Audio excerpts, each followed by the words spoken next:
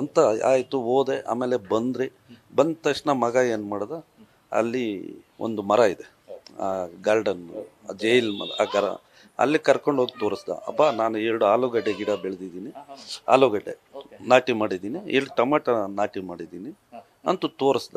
ಅದರಲ್ಲಿ ತುಂಬ ಕಳೆ ಇತ್ತು. ಆವತ್ತು ಜನವರಿ 1 ಎಲ್ಲ ಆಯಿತು, ಸ್ವಲ್ಪ ಆಯಿತು. ಆಮೇಲೆ 3 ಗಂಟೆಲಿ ಹೋಗಿ ಮಲಗಿದ್ರೆ ನನಗೆ ಯಾವತ್ತೂ 5 ಗಂಟೆಗೆ ಎಚ್ಚರಿಕೆ ಬಂದ್ಬಿಡುತ್ತೆ. ಎದ್ದು ಬಂದಾಗ ಅದರಲ್ಲಿ ಕಳೆ ಇತ್ತು ಆ ಗಿಡಗಳಲ್ಲಿ. ಅರೆ ನನ್ನ ಮಗ ಒಬ್ಬ ರೈತನ ಹೊಟ್ಟೆಯಲ್ಲಿ ಹುಟ್ಟಿ ಅಲ್ಲಿ ರೈತರ ಕೆಲಸ ಮಾಡಿದ್ದ, ಬಿಗ್ ಬಾಸ್ ಮನೆಗೂ ಬಂದು ಅವ್ನು ರೈತನ ಅನ್ನೋದು ಮರಿದಿರ ಇಲ್ಲಿ 4 ಗಿಡ ಬೆಳೆಸಿದಾನಲ್ಲ ಅಂತ ನನಗೊಂದು ಆಸೆ ಆಯಿತು. ಆಸೆ ಆದಾಗ ಅದ್ರಾಗ ನನ್ನ ಮಗ ನಾಟಿ ಮಾಡಿರೋ ಕಳೆ ಇದೆ, ಗಲೀಜಿದೆಯೇ, ಅದು ತೆಗಿಬೇಕಂತೆಲ್ಲ ತೆಗೆದು ಸೈಡಲ್ಲಿ ಇಟ್ಟು, ಆಮೇಲೆ ಒಂದು ಮೂಲೆಯಲ್ಲೂ ಕುತ್ಕೊಂಡೆ, ಅಲ್ಲಿ ಚೇರ್ ಮೇಲೆ ಕುತ್ಕೊಂಡಾಗ ಹಳೆ ನೆನಪುಗಳೆಲ್ಲ ನಮಗೆ ಜ್ಞಾಪಕ ಬಂತು. ಒಂದು ಸ್ವಲ್ಪ ಹೇಳ್ಕೊಂಡು ದುಃಖಪಟ್ಟೆ.